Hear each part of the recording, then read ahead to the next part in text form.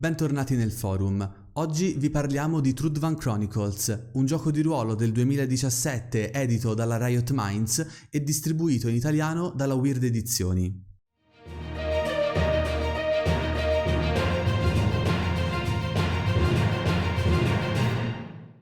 Con la recensione di oggi chiudiamo quella serie di video iniziata con la diffusione dei GDR in Europa, la storia di Drakarok Demoner e con la recensione di Dragonbane. Ma per quanto riguarda i giochi di ruolo in Europa, sappiate che ce ne saranno altri, stiamo lavorando per voi, come si suol dire. Come vi abbiamo anticipato in quei video, oggi parleremo di questo gioco e di tutti quegli errori editoriali che a mio parere ne hanno decretato una lenta scomparsa dal panorama ludico.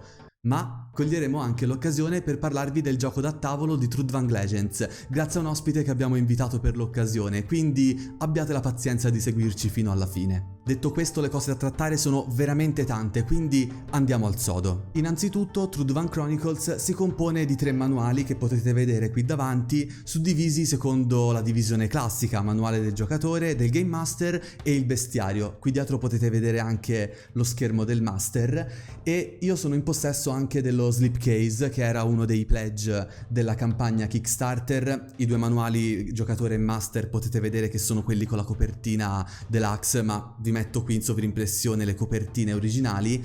Li possiedo in realtà perché ho trovato un'offerta praticamente troppo conveniente all'usato e insomma mi facevano gola, come si suol dire. Ma tolte queste sciocchezze, vediamo come si divide il regolamento nei 3 manuali. In quello del giocatore troviamo la descrizione del regolamento base, la creazione del personaggio e tutte le sue regole, in più le regole per la gestione della magia e degli incanti sacri per i mistici che vedremo tra poco nel video. Nel manuale del Game Master invece troviamo, a parte l'ambientazione e ovviamente le regole per la creazione della campagna e la gestione del gioco al tavolo, troviamo anche le regole del combattimento, quelle per il danno, la guarigione, le regole varie per gestire la paura e alcune creature, mentre nel bestiario ovviamente troviamo elencate molto più approfonditamente tutti i vari mostri mitologici che abitano a Trudvang. Ora, io in fondo al video intendo commentare anche questa particolare suddivisione di elementi core, potremmo dire, del regolamento in 3 manuali diversi, ma andiamo avanti e approfondiamo quindi insieme l'ambientazione di Trudvang. Trudvang è il nome del continente in cui si svolgeranno le nostre avventure, una terra fortemente ispirata alla mitologia e al folklore del Nord Europa, come la cultura norrena, celtica e finlandese, e ovviamente alle grandi saghe come quella di Beowulf. In questo mondo ritroveremo tutti gli elementi di un tipico fantasy, dove però la natura e le sue potenze rivestiranno un ruolo predominante, facendo sentire molto piccoli i suoi abitanti in suo confronto e di conseguenza anche i nostri personaggi. La stessa magia di questo mondo, basata su un'energia mistica chiamata Vitner, è soggetta a delle regole di compensazione che vedremo più avanti. I popoli che abitano questo continente sono ovviamente umani, elfi, nani, più i vari mezzosangue e tutte le sue creature e i suoi mostri, a loro volta divisi, questo mi riferisco agli abitanti più civilizzati, a loro volta in diversi regni e culture particolari, con la propria visione del mondo e divisione dei ruoli nella società. Durante la creazione del personaggio, infatti, sarà importante non solo scegliere razza e archetipo del personaggio, ma anche la cultura di appartenenza, dal momento che questa influenzerà il concetto stesso del vostro archetipo, ma avrà anche un impatto significativo sul piano meccanico per quegli archetipi che fanno uso di magia, come appunto i maghi e i mistici. Troviamo Midland, una grande pianura verde considerata la terra degli eroi e dei signori dei cavalli, dove il suo popolo si attiene alla tradizione Eld, religione ispirata ai culti norreni. All'estremo ovest troviamo il Vestmark, patria dei Viran, un popolo noto per la sua saggezza e sete di conoscenza. Nelle cui terre si sta diffondendo la religione monoteista definita come i precetti di Nid. Nelle imponenti montagne a nord vivono i nani, che come immaginerete sono un popolo di abili artigiani un po' cocciuti, adoratori della montagna, quasi fosse una divinità, e praticanti di una magia runica che solo loro conoscono, dal momento che la normale magia sembra essere loro preclusa. La maggior parte dei nani vive all'interno delle grotte scavate nella montagna, in un regno chiamato, giustamente, Muspelheim.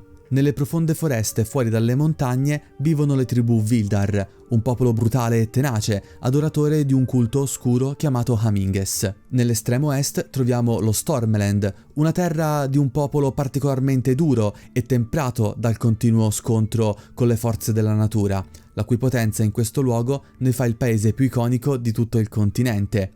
Non a caso i suoi abitanti, gli Stormlander, venerano il grande dio Stormy, il dio della grande tempesta. Infine troviamo l'arcipelago degli Elfi, dove questo popolo ormai vive nella speranza un giorno di potersi ricongiungere con le stesse divinità che un tempo gli portarono in questo grande continente, ma che poi si sono via via allontanate da loro e adesso sembrano aver rotto ogni legame con questo antico popolo.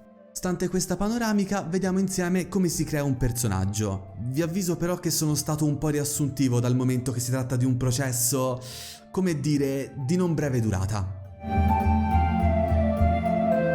La scheda del personaggio di Trudvang si divide in 2 fogli. Nella prima parte troviamo tutti i tratti distintivi del nostro personaggio, il suo nome, la sua razza, la sua cultura e religione di appartenenza, uno spazio per poter annotare i punti creazione e i punti avventura disponibili, più quelli usati, che tra poco vi spiegherò come funzionano. Ovviamente il genere di appartenenza, la sua età, molto importante la mano dell'arma che ci servirà per il combattimento, l'archetipo e la lingua madre, che in questo caso mi sono scordato di segnare. Al centro troviamo uno spazio per l'immagine e il ramo delle varie caratteristiche. In fondo troviamo anche lo spazio per il fato, una risorsa che possiamo spendere ma mai più riguadagnare durante l'avventura, che ci può salvare la vita in diverse occasioni, magari addirittura impedendo la morte del personaggio raccontando nuovamente la scena in modo diverso. Troviamo poi elencate tutte le abilità con le loro discipline e competenze specifiche connesse. Nella seconda parte della scheda troveremo la prima metà dedicata a tutto ciò che ci serve per il combattimento. I modificatori di iniziativa che possono essere dati da caratteristica, dalle armi o armature indossate, ovviamente le statistiche per armatura, scudo e di tutte le nostre armi, nonché uno spazio per la gestione dei punti battaglia che approfondiremo nella sezione del video dedicata al combattimento. Nella seconda metà troviamo lo spazio dedicato alla gestione dei punti corpo e di tutti quei modificatori negativi che andremo ad accumulare man mano che il nostro personaggio risulterà ferito lievemente, ferita normale, ferito gravemente o ferito mortalmente. Lo stesso dicasi per lo spazio della paura del personaggio e i suoi relativi livelli, con annessi malus. Chiude la scheda una sezione dedicata all'equipaggiamento, alla gestione dei punti arcani o dei punti sacri per la gestione dei sortilegi e degli incanti sacri e ovviamente per il background. Il manuale del giocatore ci accompagnerà passo dopo passo nella creazione del nostro personaggio. Inizialmente ci verranno detti quanti punti creazione avremo a disposizione per la distribuzione dei punteggi di caratteristica e dei valori abilità del personaggio in base alla sua esperienza, che sia un principiante, un abile o un esperto. Troveremo quindi il costo dei vari livelli di caratteristiche che ci forniranno tutti i vari modificatori per le nostre appunto caratteristiche, le quali ci potranno dare anche dei vari modificatori di situazione e in certi casi anche ridurre oppure aumentare i costi, se fossero negativi, di determinate abilità. Come abbiamo detto prima, sarà molto importante non soltanto scegliere la razza, ma anche la cultura di appartenenza, cosa che andrà a influenzare ovviamente anche la lingua madre e la stessa concezione del vostro archetipo. Abbiamo a disposizione gli umani, divisi nelle loro varie culture, gli elfi, a loro volta con le loro particolari distinzioni culturali, nonché i mezzelfi, e ovviamente i nani, che qui potete vedere in questa meravigliosa illustrazione di Paul Bonner che li rende molto caratteristici e riconoscibili dell'ambientazione. Come archetipi avremo a disposizione ovviamente i bardi, e il manuale ci darà una descrizione di come ogni razza, ogni popolo considera ovviamente questo tipo di archetipo per la propria cultura. Avremo poi le particolari canaglie, quindi più o meno sono quelle classiche che tutti conosciamo, il guerriero, il mago, il mistico, che in questo caso potete vederlo con questo aspetto molto sciamanico, andrà in qualche modo a sostituire il chierico che potreste trovare per esempio in Dungeons and Dragons, la particolare classe del popolano che vi potrebbe tornare molto utile perché Purtroppo mi rendo conto che nell'immaginario collettivo di molti il popolano potrebbe essere visto malamente come un qualunque NPC privo di qualsivoglia utilità, invece in questo gioco potrebbe ritornare invece molto utile al personaggio, e anche il Ramingo, traduzione decisamente molto tolkieniana del classico Ranger. Troviamo di conseguenza le tabelle per la gestione dei vari tratti, altezza e peso del personaggio, la gestione dei punti ferita e alcuni suggerimenti di gioco che poi andranno più approfonditi durante la spiegazione del regolamento e anche del combattimento. Infine i vari tocchi finali del personaggio e la gestione dell'esperienza man mano che andate avanti per aumentare i vostri punteggi di abilità. Prima di mostrarvi come questo si traduce sulla scheda, io vi mostro intanto come funziona la scelta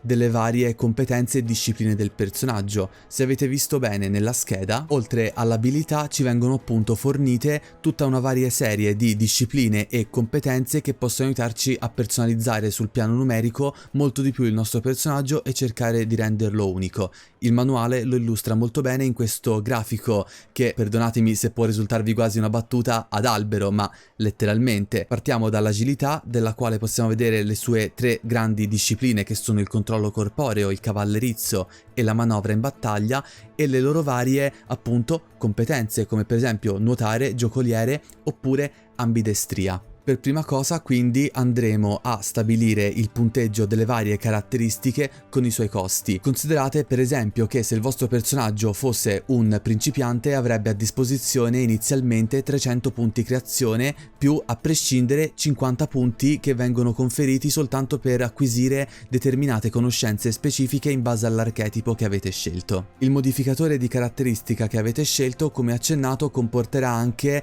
il punteggio di alcune caratteristiche o meglio tratti derivati, nonché potrebbe comportare anche dei costi minori in determinati gruppi di abilità. Maggiore sarà il punteggio di caratteristica scelto, maggiore sarà il costo, mentre invece scegliendo un modificatore di caratteristica negativo riguadagnerete punti. In questo modo quindi vi dovete destreggiare di volta in volta facendo un calcolo. Per esempio, se io volessi scegliere punteggio di forza più 4 mi costerebbe 60 punti creazione. Tuttavia, se dovessi per esempio scegliere come modificatore di intelligenza meno 4, riguadagnerei altri 60 punti, quindi dovrete anche fare questo gioco di calcolo molto particolare. I valori abilità di tutte quelle che vedete elencate nella scheda sarà sempre pari a 1 e con i punti creazione potrete aumentarlo. Passare da un valore abilità da 1 a 2 costerà 2. Il valore abilità nuovo costa sempre un numero di punti pari al punteggio che volete avere. Quindi se volete passare per esempio da 1 a 4 dovrete pagare 2 per valore abilità 2 e quindi 3 e quindi 4, facendo voi la somma del totale. Lievemente diversi saranno i costi invece per discipline e competenze. Considerate che per acquisirle avrete anche dei prerequisiti, per esempio determinate competenze potrebbero esservi precluse finché non raggiungerete uno specifico punteggio del valore d'abilità. Nella seconda parte della scheda, a seconda dei punteggi di caratteristica della razza e dell'archetipo che avete scelto, determinerete quindi il totale dei punti corpo. Considerate che non sempre saranno perfettamente divisibili per 4, in questo caso il manuale vi spiega come poter dividere, come poter gestire i vari decimali che potrebbero venire fuori. Se avrete fortuna potrebbe essere un divisibile per 4, una volta a me capitò un personaggio con punteggio 36, quindi era perfettamente divisibile in 9 punti per ogni blocco che vedete qui presente. Troviamo anche a proposito una sezione per la guarigione naturale, ovvero i punti corpo che possiamo recuperare giornalmente. Ed è così che ho creato il mio personaggio Bjorn, uno Stormlander guerriero, quindi potremmo dire la base della base. Ora, per quanto riguarda l'equipaggiamento, le armi e armature che il vostro personaggio possiede, queste dovranno essere decise proprio prima del gioco in comune accordo con il Game Master e ovviamente coerentemente col tipo di personaggio che avete creato. Questo perché a Trudvang in realtà non sono molto facili da trovare, proprio intendo a livello di ambientazione, quelle classiche botteghe che vendono cianfrusaglie da avventuriero oppure delle forge per comprare e riparare armi ed armature. È un mondo, se vogliamo, molto più selvaggio e rurale, quindi magari anche se trovate una bottega o un fabbro, non è detto che questi abbiano gli strumenti o la specializzazione apposta per soddisfare le vostre richieste. E considerando che armi e armature in questo gioco si possono effettivamente rompere, aumenta un po' quell'aspetto, diciamo, di selvaggia sopravvivenza che i vostri personaggi potrebbero ritrovarsi a vivere durante l'avventura. Vediamo quindi insieme il regolamento.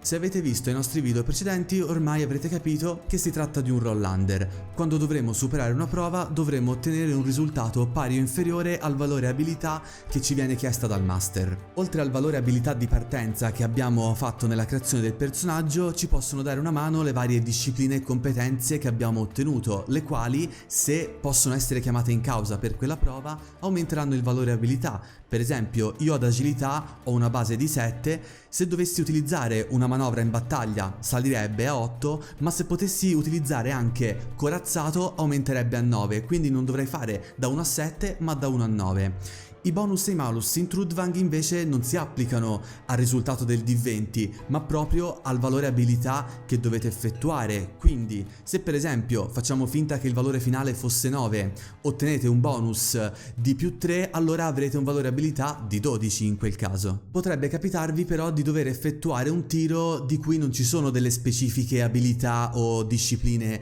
che possono coprirlo, e in quel caso molto spesso è il manuale stesso ad indicarvi quale sono, oppure potrebbero venire fuori durante la partita. Si chiamano i tiri di situazione. Semplicemente il Game Master setta un valore di situazione, potremmo dire un valore di difficoltà generico, e voi dovete fare il tiro col D20 normalmente. Potete applicare però in questo modo, se la situazione e il Master ve lo concedono, i vari modificatori delle caratteristiche. Per esempio, un tiro di situazione che si basa su forza per il mio personaggio con più 4 vuol dire che tirerei ovviamente con il più 4 sul risultato del D20. L'ultima tipologia di tiro invece è il cosiddetto tiro aperto, che nella maggioranza dei casi riguarderà l'utilizzo delle armi. Per esempio, se un'arma dovesse avere tiro aperto 10, vuol dire che se facciamo 10 con il dado, ovvero con il D10 appunto, potremo effettuare un nuovo tiro e sommare il risultato e così via finché otteniamo 10 col dado. Armi molto più letali potrebbero avere un tiro aperto a range più ampio, per esempio da 8 a 10. E proprio sul combattimento vediamo di approfondirlo insieme.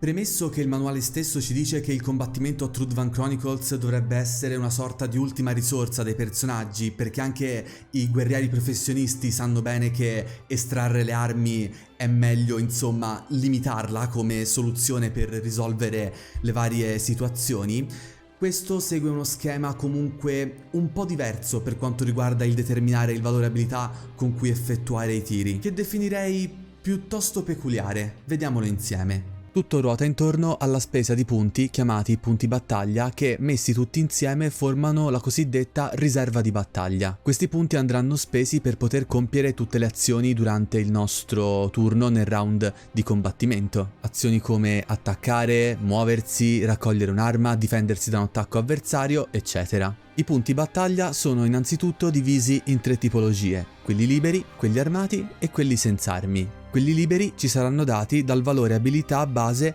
di combattimento, più eventuali bonus dati da discipline e competenze che prevedono dei punti in più. Quelli armati che ci saranno dati, nel mio caso, dalla disciplina combattere con armi e dalla competenza armi pesanti ad una mano. E infine quelli senza armi, che mi sono dati dalla disciplina combattere senza armi 1 e, in questo caso, dalla competenza di rissa. Sono divisi in questo modo per via dell'utilizzo che se ne può fare durante il nostro turno. Quelli liberi, come dal nome, potremo investirli in qualunque tipologia di azione, mentre quelli armati e quelli senza armi sono i cosiddetti punti battaglia bloccati. Vuol dire che possiamo spenderli questi punti soltanto per quelle azioni armate e, più nello specifico, per le armi pesanti ad una mano, in questo caso, così come gli attacchi senza arma, qui che vedete sono 3, potremmo spenderli soltanto per effettuare per l'appunto attacchi da disarmati, e il più 2 io potrei ottenerlo soltanto se il mio personaggio stesse effettivamente entrando in rissa. Proprio per il fatto di essere divisi in questo modo, il manuale ci suggerisce, nel momento in cui conosciamo l'ammontare totale della nostra riserva di battaglia, di poterci creare per semplicità degli esempi di attacchi. come potete vedere io con il mio martello da guerra, il Barda Ambri, ho creato una combinazione di attacco con valore abilità 12, in cui vado a sommare tutti e 8 i miei punti battaglia con 4 armati, e posso usare appunto i 2 punti battaglia liberi dati da armi pesanti ad una mano, perché in questo caso l'arma lo è. O in alternativa ho creato un attacco portato senza armi con valore abilità 11, presupponendo che il mio personaggio stesse effettivamente entrando in rissa in quel momento, in cui utilizzo tutti e 8 i miei punti battaglia e liberi e 3 senza armi. In questa equazione però dovete anche considerare un dettaglio non da poco, ovvero che alcuni tipi di azione che il manuale ci elenca avranno un loro costo specifico in punti battaglia. In più dovrete considerare anche l'eventualità di dovervi difendere all'infuori del vostro turno da un attacco avversario. Nel primo caso il manuale del Game Master ci suggerisce tutta una serie di azioni di combattimento opportunamente elencate e i costi specifici in punti battaglia di alcune di queste tipologie di azione. Per esempio, alzarsi da terra può costare 10 punti battaglia, l'attacco a sorpresa anche questo ne costa 10. Tra l'altro ci segnala anche che per esempio l'attacco a distanza non costa punti battaglia in questo caso standard, perché comunque avremmo i nostri punti battaglia per gli attacchi a distanza nel caso abbiate un personaggio che combatte con balestre oppure con archi e fionde, però ci dice gli eventuali malus al valore di abilità a seconda della situazione. Per esempio, se il bersaglio che vogliamo colpire è in mischia avremo un malus di -5 al valore abilità, mentre nel caso ci stessimo difendendo dovremmo spendere, a seconda di come si compone la nostra riserva, anche qui un certo numero di punti. Per esempio, ora non è il caso del mio personaggio, se avesse uno scudo potrebbe tentare di parare il colpo utilizzando una parte dei suoi punti battaglia liberi, e se avesse la competenza portatore di scudo potrebbe utilizzare effettivamente quei punti. Però se questo dovesse succedere quei punti sarebbero stati spesi, quindi se toccasse dopo questa eventuale parata al vostro personaggio dovrete riconsiderare il totale della vostra riserva di battaglia. Per esempio, se io avessi speso tutti e 8 i miei punti o una parte di questi nel dovermi difendere, l'esempio di attacco con il Barda Ambri dovrebbe essere ricalcolato. Lo stesso dicasi per altre tipologie di azione. Per esempio, se io dovessi portare a termine normalmente questo attacco con valore abilità 12, non avrei comunque punti per potermi eventualmente muovere sul posto. Qui per comodità mi sono scritto che muoversi costa 2 punti battaglia per ogni metro che voglio effettivamente effettuare. Chiaramente maggiori saranno i punti battaglia che andrete ad accumulare nel corso delle vostre campagne, maggiori saranno anche le combinazioni che potrete compiere durante il vostro turno. Proprio per questo fatto di stare attenti in che modo spendete i punti, come li distribuite, che siano per esempio di attacco oppure per dover parare al di fuori del vostro turno o per altri tipi di azione, mi rendo conto che questo sistema di gestione del combattimento è sì in un certo senso un po' dinamico, ma anche comunque un po' complesso per qualcuno di voi, e non vi nego che effettivamente una sua complessità questo sistema ce l'ha. Nel caso abbiate dei dubbi o abbiate delle domande relative da farmi per quanto riguarda il combattimento, non vi preoccupate a scrivermele qui sotto nei commenti che risponderò volentieri. Detto questo, quindi, come si struttura un round in Trudvang Chronicles? Innanzitutto, quando il Game Master chiamerà allo scontro dovremo effettuare come di consueto il tiro di iniziativa, che potremmo trovare anche in altri giochi, che in questo caso però si effettua con un D10. Avrete fatto caso che l'iniziativa ha a sua volta dei modificatori. Per esempio io ho un +1 dato dalla destrezza, un -4 dal martello e un -1 dal coltello. Funziona in questo modo: quando avremo considerato il tipo di azione che vogliamo compiere in relazione alla riserva di battaglia e come sono distribuiti i punti, tireremo il D10 in segreto e stabilendo quale modificatore di iniziativa entra in causa. Ora, facciamo finta che per esempio io abbia applicato soltanto il -4 del martello.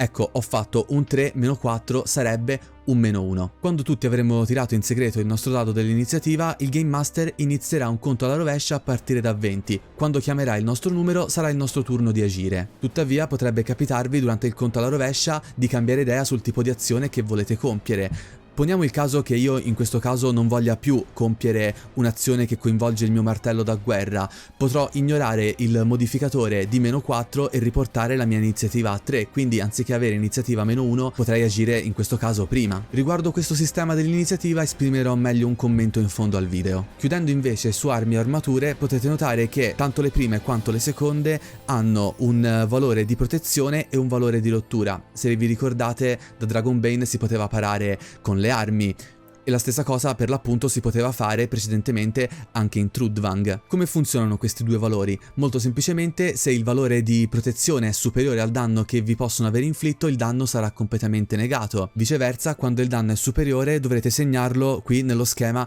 dei punti corpo. In più dovrete calare di 1 ogni volta il valore di rottura, quindi per esempio se io avessi parato un attacco pari a 8 danni avrei subito un danno se avessi utilizzato il martello da guerra e il valore di rottura sarebbe sceso a 69. Sarebbe potuto essere anche 10 danni, 12, 15, non importa. Ogni volta che il danno supera il valore di protezione, il valore di rottura cala di 1. Quindi le vostre armature, oppure le armi e gli scudi, possono effettivamente logorarsi fino a rompersi. Una volta terminato il round, i punti battaglia quindi vengono ripristinati e tiriamo nuovamente l'iniziativa e ripetiamo il giro. Segnalo inoltre che alcuni tipi di armi hanno un numero massimo di utilizzi all'interno di un round. Per esempio, il mio martello da guerra possiede un massimo di 3 azioni armate, è così che il gioco le chiama. Quindi anche se io per ipotesi avessi abbastanza punti battaglia per effettuare 4 attacchi con il martello o comunque 4 azioni che lo coinvolgono, non lo potrei fare perché il martello ha un massimo di 3 attacchi armati, di 3 azioni armate nel round. I danni andranno ad intaccare i vari livelli di ferita del vostro personaggio nei punti corpo e andrete ad accumulare man mano sempre più malus al tiro. Oppure alcune creature potrebbero avere il cosiddetto fattore paura, ovvero sono talmente terrificanti che, specialmente al primo incontro, i vostri personaggi potrebbero rimanere paralizzati dal terrore. Ecco, a seconda di quanto è alto questo fattore paura, il Game Master potrà tirare un dado e farvi accumulare sempre via via paura nell'apposito spazio sulla scheda, e anche in quel caso subirete via via sempre più crescenti malus, per esempio all'iniziativa, per esempio al tiro, per esempio a determinate azioni e via discorrendo.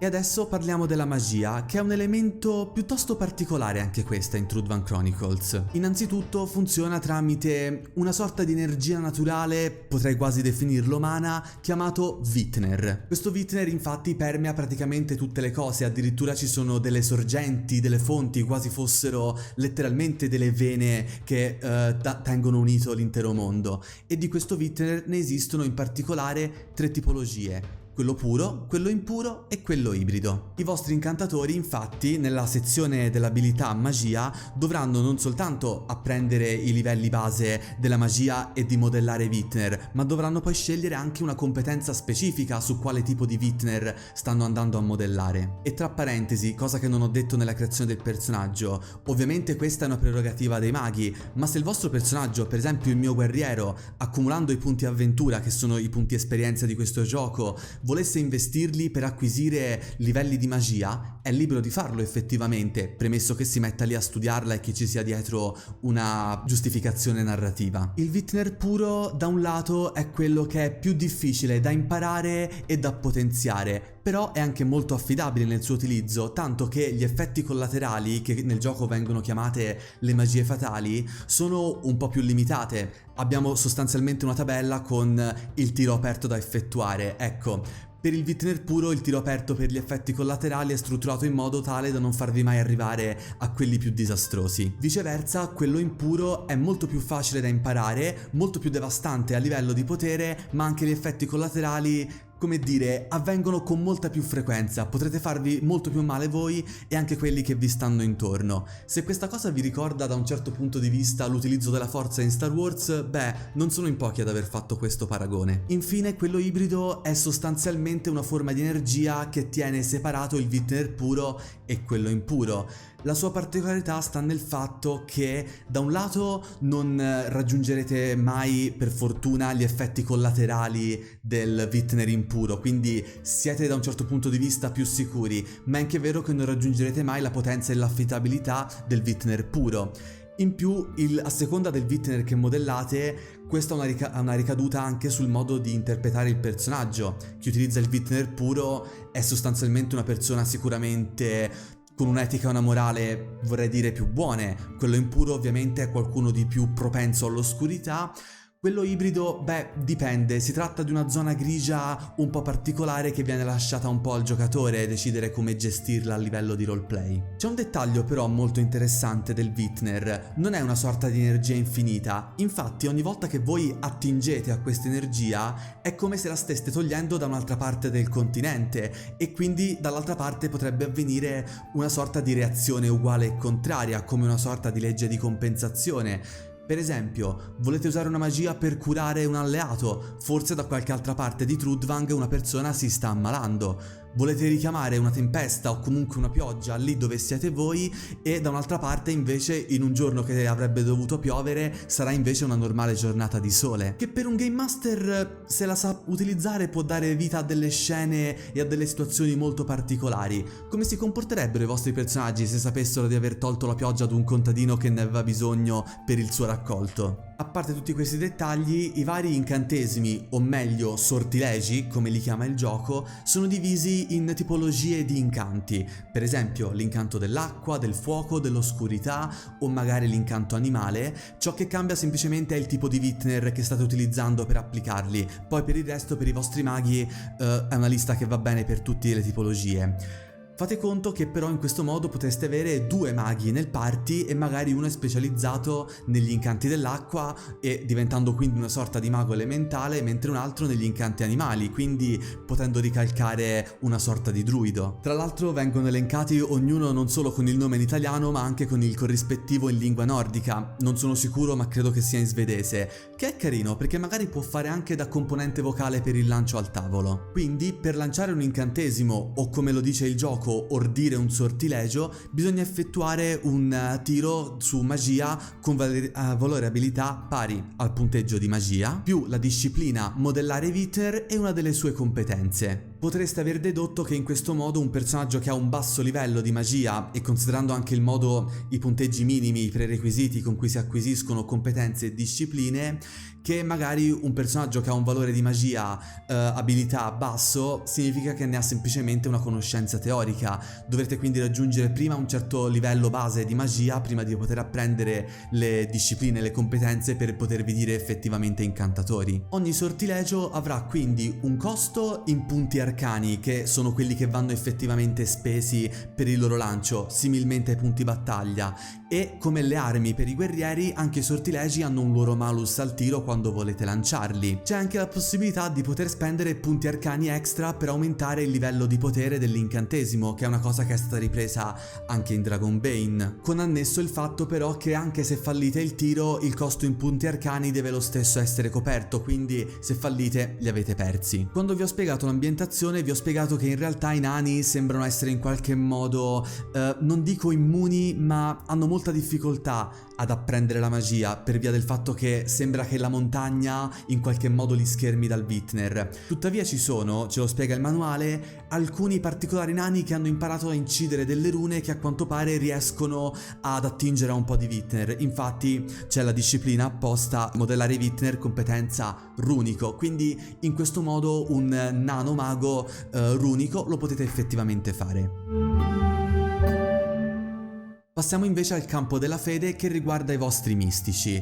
Ora, qui invece avete sostanzialmente gli incanti sacri che funzionano tramite un'intercessione divina. Per questo è molto importante in creazione del personaggio scegliere la cultura di appartenenza e anche la razza, perché da questa potrete dedurre il tipo di religione a cui il vostro personaggio è devoto. Infatti a seconda della religione avrete liste di incanti sacri diversi per ognuno. Anch'essi ovviamente avranno i loro modificatori negativi, avranno il loro costo per essere lanciati, che in questo caso si chiamano punti sacri, i loro livelli di potere e le conseguenze in caso di fallimento o di abuso degli stessi. Le regole per poter gestire gli incanti sacri sono ovviamente generali per tutti i tipi di mistici. La cosa che cambia, oltre alla lista degli incanti, è anche il fatto che per ottenere punti sacri in più magari o anche per ricaricarli dovrete effettuare alcuni tipi di rituale che sono diversi da fede a fede. Per esempio, per il caso dei nani si tratterà di dover incidere le proprie rune, perché anche nel loro caso funziona così.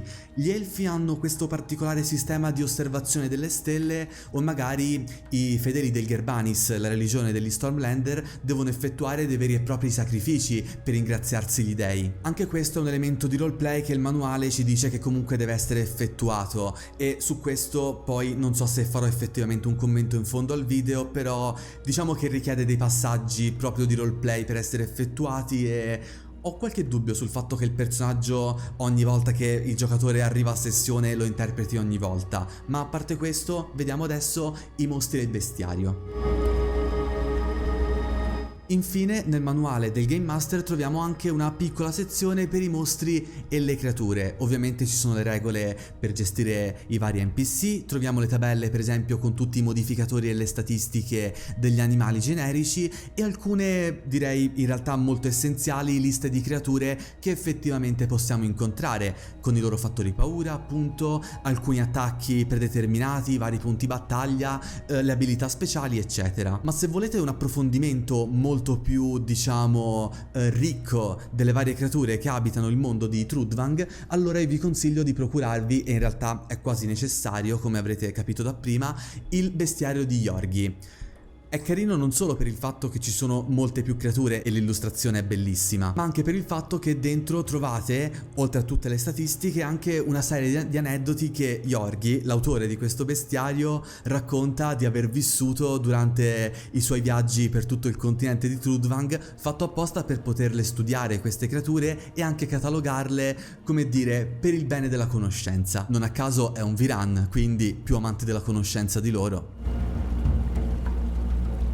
Con questo vi ho presentato il contenuto dei manuali e il regolamento del gioco, ma prima di passare alle considerazioni direi che vale la pena, come promesso, spendere due parole sul gioco da tavolo di Trudvang Legends, e per farlo ci siamo rivolti al nostro amico Ludo e Crudo, che solo per noi ce ne parlerà direttamente dallo stesso continente di Trudvang.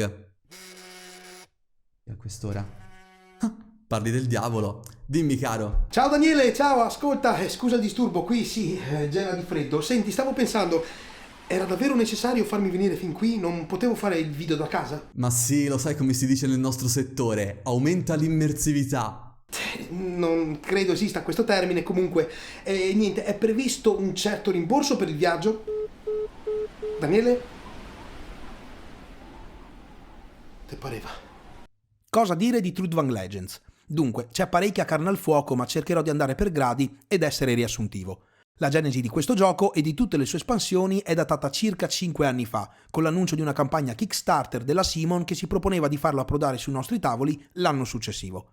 Così non è stato, poiché lo sviluppo di Trudvang Legends, inizialmente ad opera del grande Eric Lang, è poi passata principalmente nelle mani di altri autori quali Jordi Adan e degli italianissimi e santissimi Francesco Nepitello, Marco Maggi ed Umberto Pignatelli. Questo passaggio di consegne non è avvenuto senza difficoltà, a causa di un sostanziale redesign di gioco in piena crisi pandemica che ne ha notevolmente ritardato la gestazione. Comunque, a conti fatti, Trudvang Legends si potrebbe benissimo descrivere come un ibrido fra un gioco di esplorazione ed un libro game. I giocatori, da 1 a 4, dovranno infatti avventurarsi in diversi scenari del mondo mitologico di Trudvang, cooperando per sventare una letale minaccia che lo corrompe. Il setup è lungo. Avremo la mappa principale, con tanto di inserti integrati per aggiornarla con i nuovi luoghi scoperti, una tabella avventura, anch'essa modificabile da carte fasi turno aggiuntive e nemici del capitolo in corso, ed una terza tabella dei punti di interesse, con 12 finestrelle rimovibili per interagire con i nuovi eventi rivelati. A chiudere la pioggia di componenti, miniature personaggi e nemici, 170 carte storia, planche giocatore in cui piazzeremo carte oggetti, carte talento e rune per i combattimenti, ed ovviamente il tomo delle saghe, che leggeremo per essere introdotti alla storia e preparare il setup dedicato della missione. Man mano che progrediremo nella storia riveleremo nuovi punti del tomo da leggere, con annessi vivi e scelte da affrontare. Le fasi di gioco in breve sono 3. Viaggio, in cui sposteremo le nostre miniature nella mappa, ingaggio, in cui risolveremo eventi ed affronteremo nemici, ed esplorazione, in cui interagiremo con i luoghi ed eventi della trama. Mi soffermo giusto un secondo sul sistema di combattimento, che sfrutta la meccanica della pesca delle rune da un sacchetto, combinandole coi poteri delle carte talento, ossia carte classe, nella fase pianificazione ed applicandone effetti, bonus e anche malus nella risoluzione. Al termine di ogni scontro si guadagneranno punti esperienza da spendere per livellare. e così via fino al termine dell'avventura e della campagna, se vogliamo. Oltre all'implementazione delle meccaniche di bag e deck building per la crescita dei nostri eroi, i punti di forza di Trudvang sono da trovare nella sua fantastica ambientazione norrena, ben adattata dal tomo delle saghe, e nella qualità e bellezza di illustrazioni e miniature. Punti a sfavore sono un sistema di combattimento un po' macchinoso che ne dilata i tempi di gioco ed un motore narrativo che, per quanto immersivo, poteva benissimo guadagnare in ergonomia con lo sviluppo di una companion app. Iscrivetevi al canale di Ludo e Crudo se volete approfondire il vastissimo, nonché bellissimo, mondo dei giochi da tavolo. Detto questo, passiamo alle considerazioni. Trudvang Chronicles ci offre un mondo fantasy classico in cui le ispirazioni e le citazioni al folklore e alla mitologia nordica, nonché alle bellissime illustrazioni di Paul Bonner e Alvaro Tapia, ne fanno una delle ambientazioni fantasy tra le più belle nelle quali io mi sia mai imbattuto. Le artwork in particolare gli conferiscono un'identità precisa in cui ritroviamo, sì, tutti elementi del fantasy a cui siamo abituati, ma che non vengono banalizzati, anzi, secondo me in qualche modo ne recuperano lo spirito originale e mitologico che poteva essere magari per popolazioni più antiche. In particolar modo la natura e tutte le sue potenze risultano quasi una sorta di potentissimo NPC che i giocatori farebbero molto bene a non sfidare. Purtroppo le note di merito finiscono qui, dal momento che questo gioco presenta una serie di problemi sia di regolamento sia editoriali piuttosto pesanti, a partire dalla creazione del personaggio che richiede la sua buona quantità di tempo nonché un'importante dose di calcoli, cosa quest'ultima che ci accompagna tra l'altro per tutto il gioco, tra bonus e malus da applicare ai tiri di abilità, per l'avanzamento del personaggio con i punti avventura e per il combattimento per esempio, cosa che ci spinge più verso un gioco di strategia e calcoli più che verso un'effettiva storia mitologica nordica. E sempre riguardo la scala del personaggio, anche acquisendo una certa dimestichezza, richiede comunque il suo tempo. La gestione del combattimento tramite punti battaglia l'ho trovata inutilmente complessa, vi direi in modo eccessivo, così come ho trovato complessa la descrizione dello stesso regolamento di questo passaggio del gioco. Addirittura l'esempio che ci fa il manuale di come dovrebbe funzionare un combattimento presenta anche un importante errore di revisione da parte di Riot Minds. Ve lo spiego in breve. Ti spiega praticamente come esempio lo scontro tra un guerriero e un troll. Il troll a un certo punto deve dividere i punti battaglia in due attacchi, uno da 12 e uno da 8. Ecco, l'esempio prosegue a descrivere il tiro da 12 con il giocatore che cerca di pararsi, e poi non spiega più quello da 8. Io vi giuro, ho risfogliato il manuale per cercare di capire se ero io che avevo saltato un passaggio, e invece no, cercando un po' online ho scoperto che effettivamente è stato proprio un errore a monte. Nonostante il manuale ce lo descriva come un sistema di combattimento dinamico, per il fatto che siete voi a dovervi gestire i punti a seconda dell'azione che volete compiere, ci dice però anche, per amor di praticità, di crearci, come avete visto prima, degli schemi di combattimento predeterminati, delle combinazioni, che secondo me entra in contraddizione con il voler essere dinamico. Voglio dire, da un lato mi dici che è dinamico e sono libero di gestirlo, ma poi mi suggerisci di ingabbiare i punti in degli schemi predeterminati? Questo sistema di iniziativa a conto alla rovescia io personalmente l'ho trovato veramente molto scomodo, e tra l'altro ho scoperto che è una delle regole che i giocatori hanno più modificato con delle proprie regole homebrew. Senza contare che se i giocatori volessero modificare la loro azione durante questo alla rovescia, dovrebbero essere piuttosto rapidi nel dover ricalcolare l'iniziativa e i punti battaglia in base all'azione che vogliono modificare. Tutto questo è dovuto al fatto che il gioco si rifà sostanzialmente al vecchio regolamento di Drakarok Demoner, che a sua volta era ispirato al basic roleplay della Chaosium. Poteva andare bene effettivamente per quell'epoca e magari per giocatori che hanno effettivamente vissuto quel periodo, ma anche su questo dettaglio tra un momento faccio un appunto. Veniamo quindi agli errori editoriali. Faccio un piccolo shout out al podcast Il Boomer Gioca a Dadi, di cui vi linko l'episodio dedicato a Trudvang qui sotto in descrizione, perché mi trovo molto d'accordo su tante cose che ha detto, oltre al fatto che me ne ha fatte capire altre sulle quali vi confesso non mi ero soffermato a riflettere. Innanzitutto, il fatto che il regolamento sia diviso in questo modo in 3 manuali rende praticamente obbligatorio l'acquisto di tutti e 3. Il manuale solo del giocatore, per il fatto che non ci sono le regole per il combattimento combattimento per i danni e l'equipaggiamento lo rende sostanzialmente inutile apportare una sessione al tavolo, cosa che va in controtendenza con i manuali più di ultima generazione in cui invece avete tutto il regolamento già in un solo manuale. Senza contare che questa divisione è vero che ricalca un po' anche i vecchi manuali come per esempio di D&D, però in D&D c'è una cosa non da poco da considerare. Innanzitutto che col manuale del giocatore in realtà siete praticamente a posto, e se proprio volessi essere maligno neanche quello, perché la quantità di informazioni che trovate online praticamente rende quasi superfluo avere lo stesso manuale, ma non dovrei dirlo. Senza contare che inoltre la quantità di avventure e di materiale messo a disposizione della community è così vasto che praticamente non avete difficoltà o ostacoli di ingresso particolari per iniziare a giocare D&D. Qui invece, se volete appunto avere le regole per il combattimento, per la creazione del personaggio e conoscere i mostri su cui basare le vostre sfide, viene da sé che vi servono tutti e tre i manuali. Questa cosa crea uno scalino in ingresso, soprattutto di natura economica, non da poco per chi si vuole approcciare le prime volte a questo gioco, perché siamo abbondantemente sopra i 100 euro.